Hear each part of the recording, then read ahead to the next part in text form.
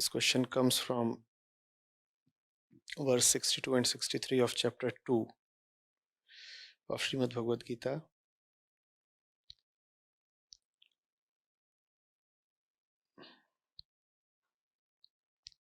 If a person dwells on objects, there arises attachment for them. From attachment grows hankering, from hankering springs anger.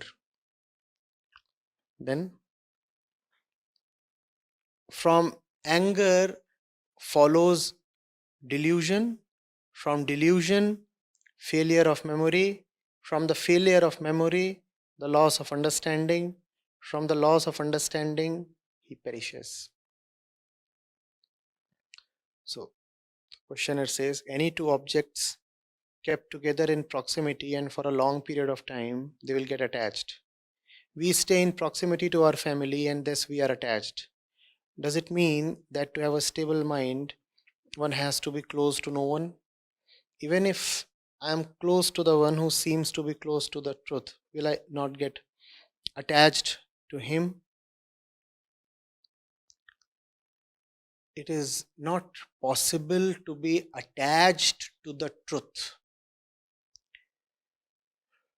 Attachment is an exercise in maintaining separation. When you are with the truth, then you are merged in the truth. When you are with the truth, then you are not even merged in the truth. Then you are dissolved in the truth. You are not even dissolved in the truth. Even dissolution implies a certain continuity of existence. When you are with the truth, you simply disappear and only the truth remains. That is the best way of explaining your relationship with the truth.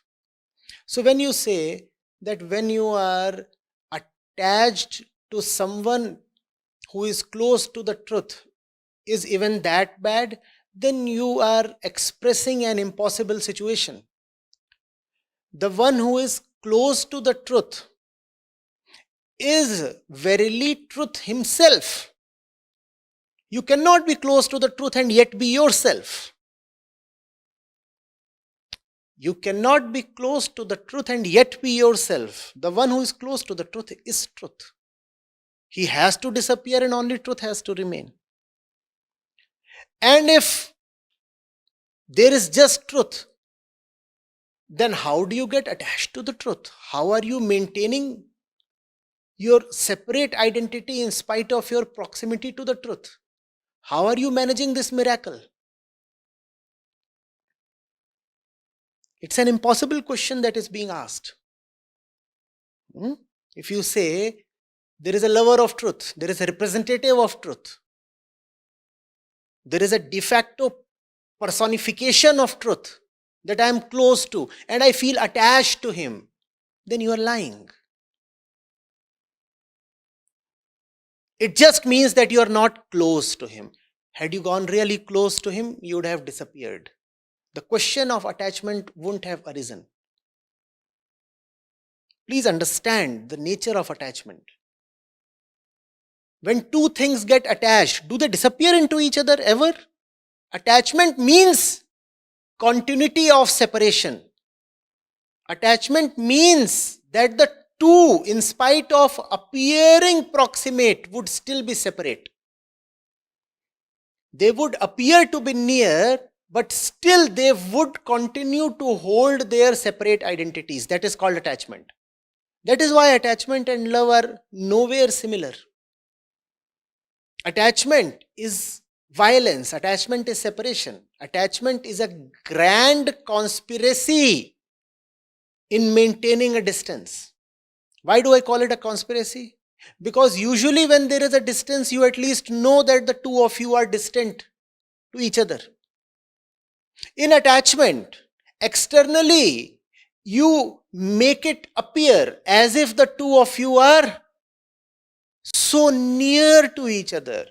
Whereas the fact of the matter is that you are still as separate as you ever were. Outwardly, you have come near. Think of two blocks of metals that are getting attached to each other. Is the core of one block touching the core of the other block?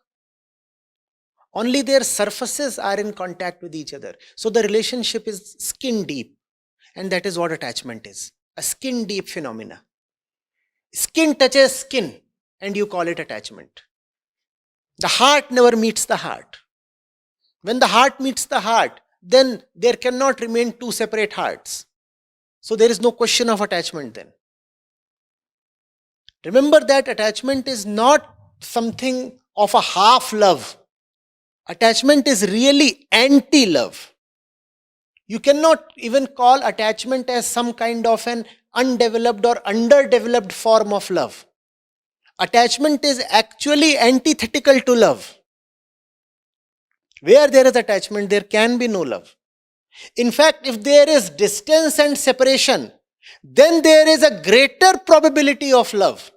Because if you are really separate and you know that, then maybe you can find a way to come closer.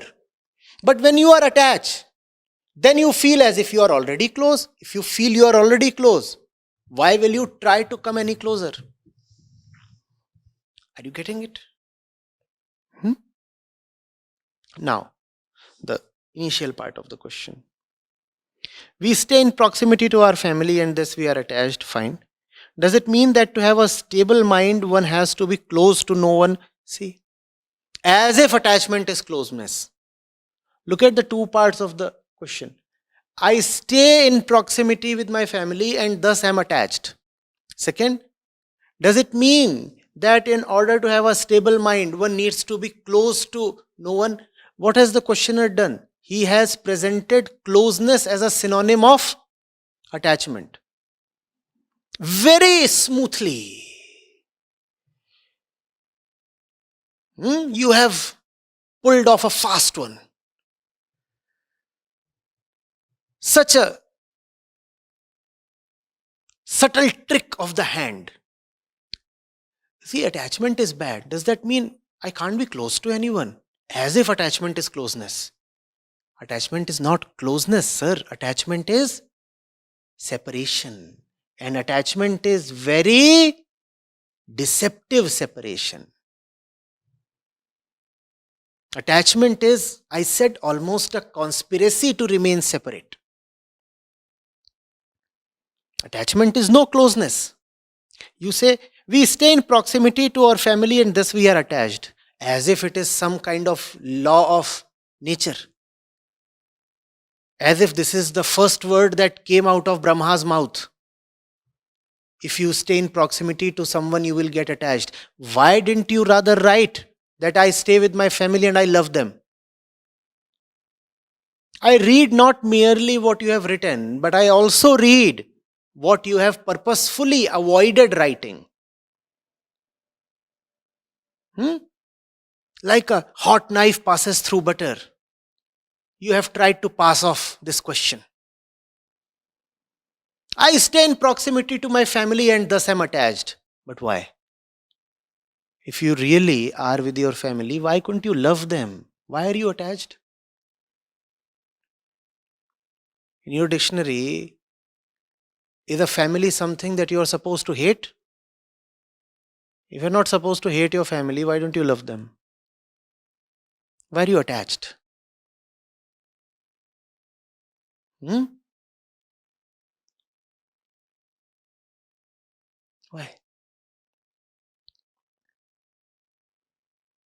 That brings us to a very scary question. Have we ever loved anybody? Do we even know love?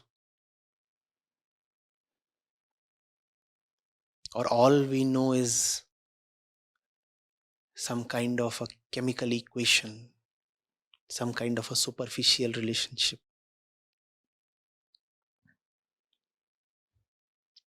Do we know love at all?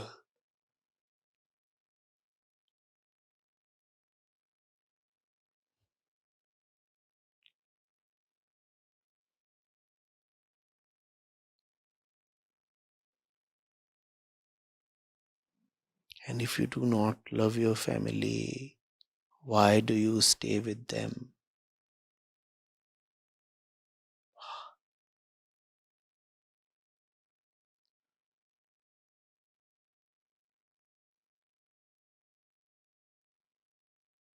It's a horror movie. Is it not? We are with strangers. When you are with stranger, do you know what you tell yourself? Shh, there is somebody around here. Obviously, if you are with people you love, then you cannot say that. But since you are so sure that you are just attached, therefore you are de facto living with strangers, because attachment is separation. And if you are living with strangers, that means you are living with people you really do not know. That's what strangeness implies.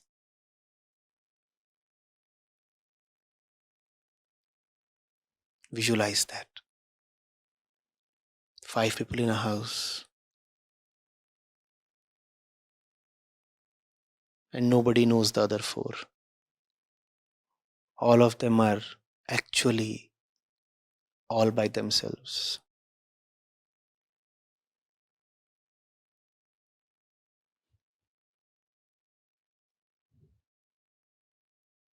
That's what we call as the usual happy family.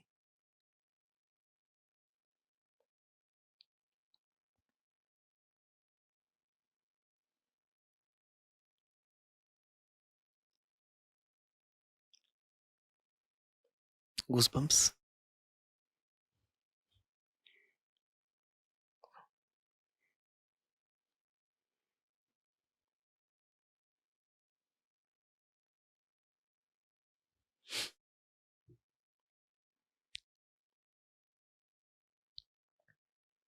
Not only is the questioner saying, I am attached to my family, he extends the question to ask, what if I come close to someone who is close to the truth? Will I not get attached to him? Sir, friend, my dear, do you know nothing beyond attachment? Attachment is the action of your physical self. Attachment is molecules and chemistry. Are you nothing beyond your molecular externality? Nothing beyond that? How sure are you? Look at yourself. Not only am I attached to the family, if I ever come across a saint, if I come close to a saint, I will get attached to the saint as well. You know where this resolute determination comes from? It comes from a steadfast commitment to protect the ego. Attachment nourishes the ego, love kills the ego. Therefore, we would rather be attached than loving.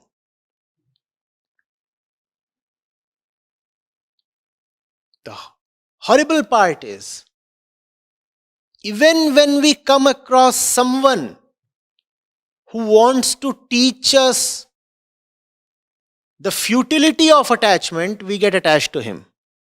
That is our retribution against the one who wanted to teach us the futility of attachment. And then we laugh. We laugh aloud. We said, look at yourself. You had entered my life hoping that you will teach me the uselessness of attachment. See what I have done.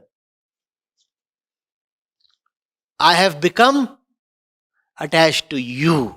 That's me. Come on, beat me if you can. Who can beat you? You are the great Yogamaya of Krishna.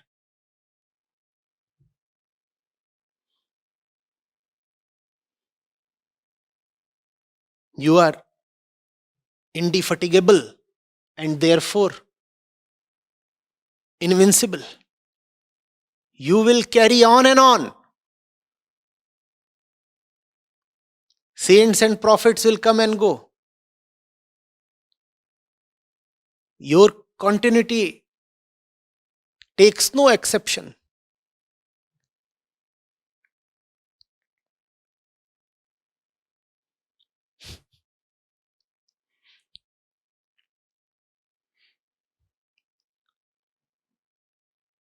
Can there be a greater insult to a Buddha than to get attached to him? You've heard of the story of that lady, huh? The monk.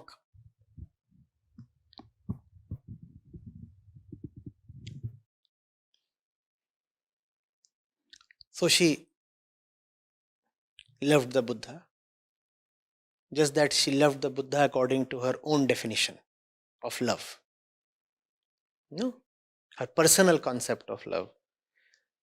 So she got this little Buddha statue made, and she would keep it very close to her heart wherever she would go. My Buddha, you know. And she reached a big temple one day. It's a famous Zen story. I wonder how more of you haven't heard it. And the temple had big, great statues of Buddha. And incense was burning. And the nun, the lady, she kept her little Buddha on some wooden platform.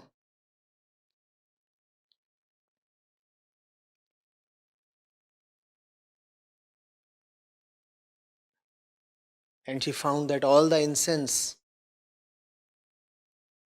was flowing towards, rising towards only the big Buddhas. And this made her feel very bad. In fact, jealous. So she collected all the incense sticks wherever they were placed and brought them together and kept them in front of her little Buddha. And felt very satisfied. This is my Buddha. They are all others. My Buddha should get the best possible. My baby is the best. Simple.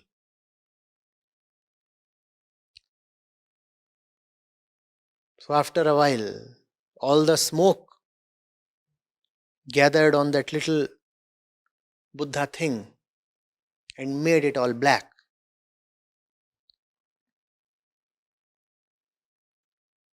Especially the face. What happened to the face? It got blackened. That's what you do even to a Buddha in attachment. You give him a black face.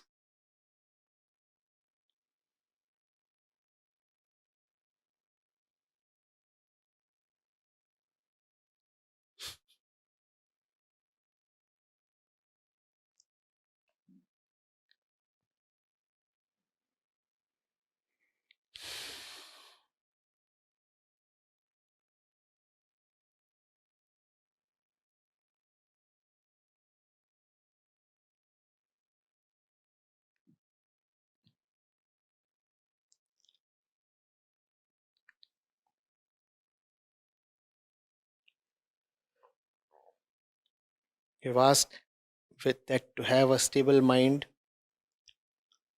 Does one have to be close to no one? On the contrary, one has to be really, really close.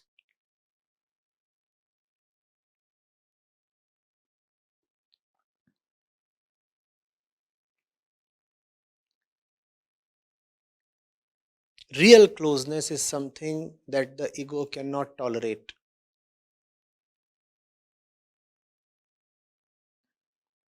Come really close to anything or anybody, and you will find that the ego is getting sublimated. Therefore, the more egoistic a person is, the more important is it for him or her to remain separated from what is happening anywhere.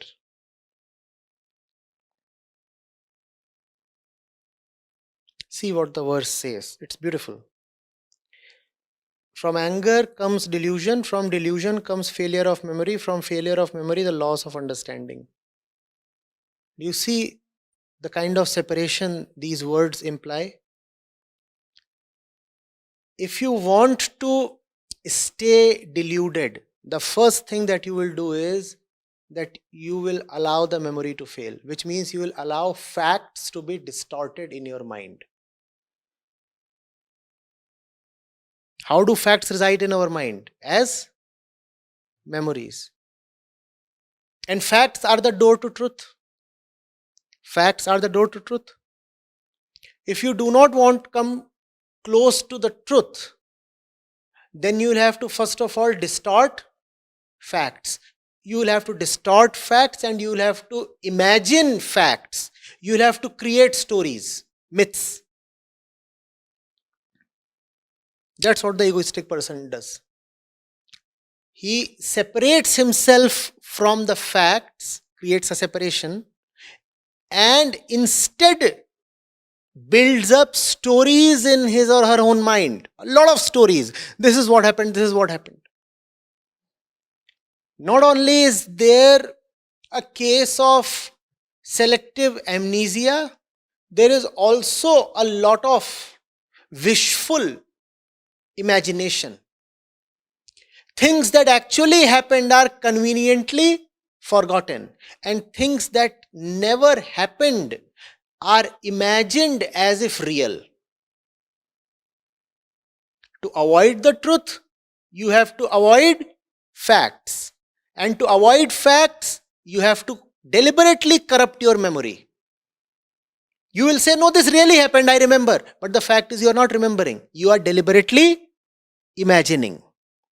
And a large part of that which actually happened, you would try to forget.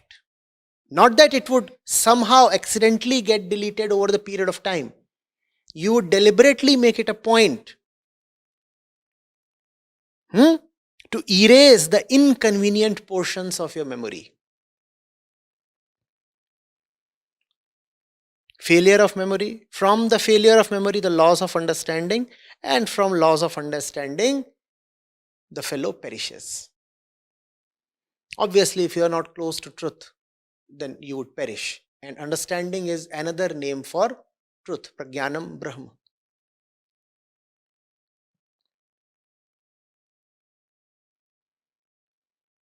Educating. Do not be such a fan of the ego that to protect the ego, you separate yourself from the truth itself. The truth obviously is intangible. So to protect your ego, first of all, you will separate yourself from the world, the facts, the reality, the happening. You will not mingle with people. You will not want to know the crux of any matter. You will not want to go into the details of anything. You will specifically avoid any kind of research. Because what do all these yield? Proximity, research, investigation. What do all these yield? They yield the facts. Once the facts are there, you will have to go nearer to the truth. Facts take you to the doorsteps of truth. So you would rather dwell in your own imagination, and this is this way, this is this way, I said this is happening this. An entire hazy and rather shady universe of your own making, with the single intention of preserving the ego. self-preservation. And you start living more and more within your own cloud. You become a loner. You start avoiding company. You deliberately cut off contacts. You block people. You do not want to talk to people. Why? Because if you talk to people, the reality will come through.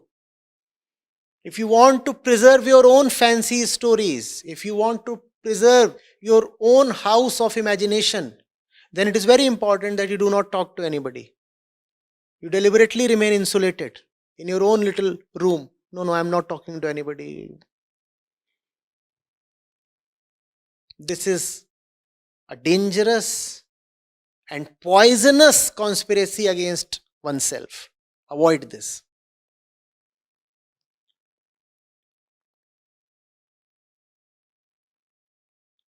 Whenever you block somebody off, always ask yourself, is it to come closer to the truth or is it to avoid the truth?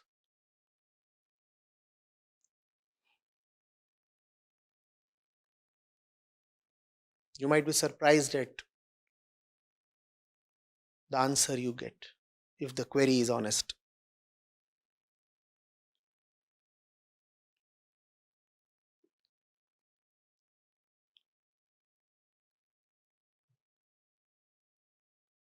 Hmm?